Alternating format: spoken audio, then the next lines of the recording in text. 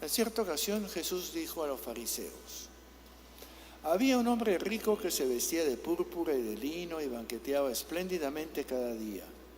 Había un mendigo también llamado Lázaro que estaba sentado a la puerta de este. Estaba cubierto de llagas, con ganas de saciarse de las migajas que caían de la mesa del rico, y hasta los perros se le acercaban a lamerle las llagas. Sucedió que se murió el mendigo y los ángeles lo llevaron al seno de Abraham. Murió también el rico y lo enterraron.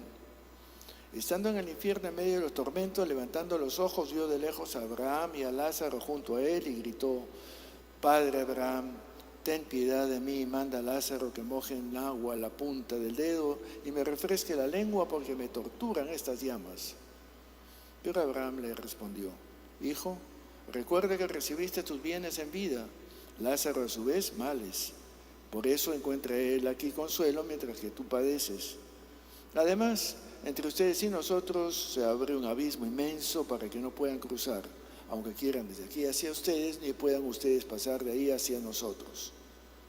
El rico insistió: entonces te ruego, Padre, que mandes a Lázaro a casa de mi padre, porque tengo 5 hermanos, para que no sea que con su testimonio pueda evitar que vengan ellos también a este lugar de tormento. Abraham le dice: tienen a Moisés y a los profetas, que los escuchen. El rico le contestó: no, padre Abraham, pero si uno de los muertos va a verlos, entonces se arrepentirán. Abraham le dijo: si no escuchan a Moisés y a los profetas, no harán caso aunque resucite un muerto. Es palabra del Señor. Gloria a ti, Señor Jesús.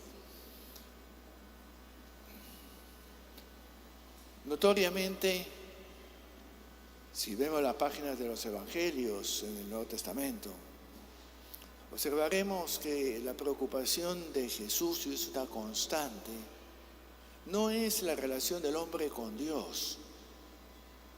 La preocupación de Jesús es la relación de las personas entre sí. La preocupación de Jesús es ver al ciego, paralítico, al leproso, al agobiado, al Lázaro en la puerta del rico, a las personas y sus relaciones entre ellas. Dios no necesita, y tiene razón por eso Jesús, Dios no necesita nada de nosotros, ni alabanzas, ni aleluyas, ni rezos. Si Dios es Dios, no necesita nada, no hay carencias, ni lo va a satisfacer más y por tanto no va a premiar más. No es un juego económico, doy para que me des, acumulo méritos, como todavía era costumbre, de aquí lo digo, las famosas indulgencias, vas acumulando bonos para que cuando ya después te mueres te puedes redimir y te den, en vez de balcón, te vengan mezanine. No es así. Dios no necesita nada. Somos nosotros que necesitamos, entre nosotros, tener tales relaciones de tal forma que se pueda decir en lo que se ve, en nuestro comportamiento, en nuestro trato mutuo, se puede decir: aquí se siente presencia de ese Dios, que por esa razón Jesús insiste en llamar a Dios Padre. Y si es Padre, y así lo confesamos como Padre, entonces somos hijos del mismo Padre tutis. Y si somos hijos del mismo Padre, entre nosotros, horizontal, debería ser el trato igualitario como hermanos y hermanas unos con otros. Y esa es una constante que machaca a Jesús. En el pasaje del Evangelio que hemos escuchado hace un ratito, hay que observar que Jesús dijo esta parábola, este relato imaginario. Por supuesto, esto no es real, no hay llama de fuego, ni hay un abismo, ni lugares, hay sitios. Pero lo que está dirigido a los fariseos, no lo dirige a los paganos. Lo dirige a los fariseos. Los fariseos, no por los hipócritas como estamos acostumbrados a pensar, diciéndose es un fariseo. Fariseos era un movimiento de personas muy honestas, muy religiosas, muy sinceras, muy cumplidoras, preocupadas por la observancia de todos los mandatos. Como dice ahí al final, que lean la ley y los profetas, o sea, el Antiguo Testamento que llamamos hoy día, la Biblia que tenían. Léanlo ahí. Lo de Jesús no es eso. Por eso los fariseos tratan de cumplir todo y no tienen tiempo para preocuparse del otro. Y la crítica de Jesús a los fariseos es que tanta religiosidad no se traduce en sensibilidad ni para Jesús, sería en prioridad del prójimo. Primero veamos que el prójimo esté bien, que esté dignificado, que no haya leprosos, que no haya un pobre mendigo a la puerta que esté esperando que alguien le tienda una mano y todos se pasan de largo y lo ignoran. Y esa es la crítica, es la indolencia.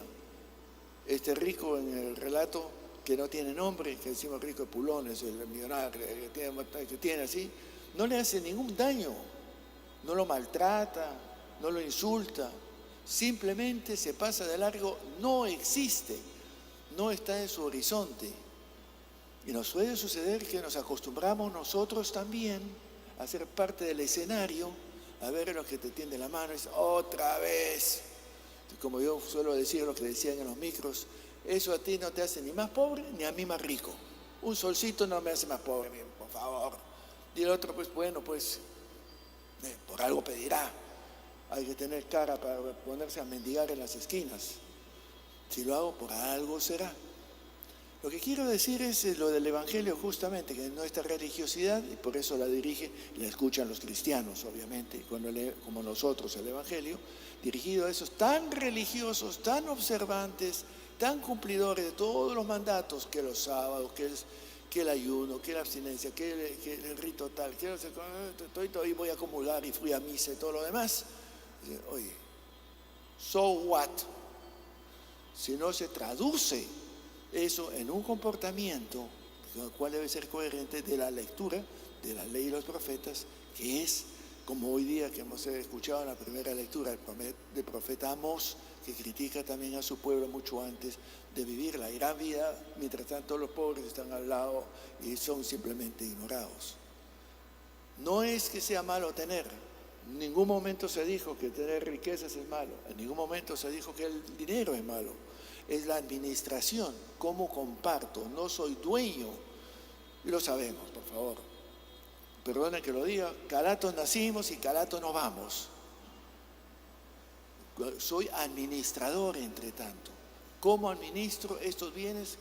Que por esas razones yo pude haber nacido en la punta del cerro y estar ahí en una miseria total y volteamos la tortilla. ¿Cómo me sentiría yo? Digo muchas veces, ¿cómo me sentiría yo si estuviera yo en el lugar del otro? En general, nos ayuda mucho voltear la tortilla. ¿Cómo me sentiría yo si a mí me trataran de esta forma? Si me dijeran lo que dije, si le metiera el carro al otro, etcétera, etcétera. Entonces, ¿por qué haces tú lo mismo? Por eso nos invita a esa visión horizontal entre nosotros. De eso se trata. La preocupación de Jesús es ser una sociedad que tiene como paradigma familia. Dios es Padre, hoy día teníamos que decir falta la madre. Dios es Padre y todos somos hijos y por tanto todos somos hermanos. Y ese es el lenguaje de Jesús. Parece que no nos hemos dado por enterados muchos, pero es la invitación, por tanto, a salir de la indiferencia. Ese es el pecado del rico. Como digo, no lo maltrató, no lo insultó, no lo agredió. Simplemente se pasó de largo. No existe. Y como no existe, tu eternidad también existe solo. Nos invita a esta lectura a mirarnos en el espejo y preguntarnos en qué medida soy sensible, me acerco, por lo menos, no estoy diciendo que estemos dando grandes cantidades, no, por lo menos una mano, una sonrisa, un algo, que no sea que se pasan de largo indiferentemente. A veces el hambre de aceptación, de acogida, de cariño, de simpatía es tanto más agudo que el hambre del pan para el estómago. Cosa más dura, ¿no es cierto?, la soledad, el individualismo. Lo hemos vivido en la pandemia. Nos invita por eso a ser más sensibles. Por eso el mandato de Jesús, amar a Dios y al prójimo inseparablemente como el lado de una misma moneda, y el amor a Dios, como dice la primera carta de Juan que merecería ser leída. ¿Cómo puedes decir que amas a Dios si no amas al prójimo a quien ves? ¿De qué estamos hablando? ¿Cómo puedes decir que amas a Dios a quien no ves si no amas al prójimo? Y el que dice que ama a Dios y no ama al prójimo es un mentiroso, lo dice Juan 4. Lean. Nos invita por eso a ser los cristianos sensibles, a compartir. La pregunta que me puedo yo siempre hacer es, ¿cuánto realmente, honestamente necesito? ¿Cuánto es ya extra? ¿Cuánto de ese extra que no necesito estrictamente hablando podría compartir con lo que encuentren? A diestra y siniestra estamos. ¿Cuánto podría? Ese es el pequeño detalle, es que se suma. Y eso nos acerca, en vez de crear, como nos lo van diciendo cada vez más claramente, que el abismo que separa a los pocos que tienen mucho de los que la muchedumbre que no tiene mucho, cada vez el abismo es más grande. Un poco la frase del Evangelio, nos separa un abismo, que en vez de que se haga más grande el abismo, tender puentes, acercar. Estaba viendo noticias en los últimos días. Hoy, esta mañana, he escuchado, a mí me preocupa. Veo que el 4.8% del presupuesto nacional está dedicado a educación. 4.8% del presupuesto nacional a educación. ¿Perdón? ¿En qué estamos pensando si es básico? Y vaya usted a saber cuando habla de educación. O las ollas comunes, los comedores populares, tanta ley y tanta cosa, y no llega. ¿Qué pasa?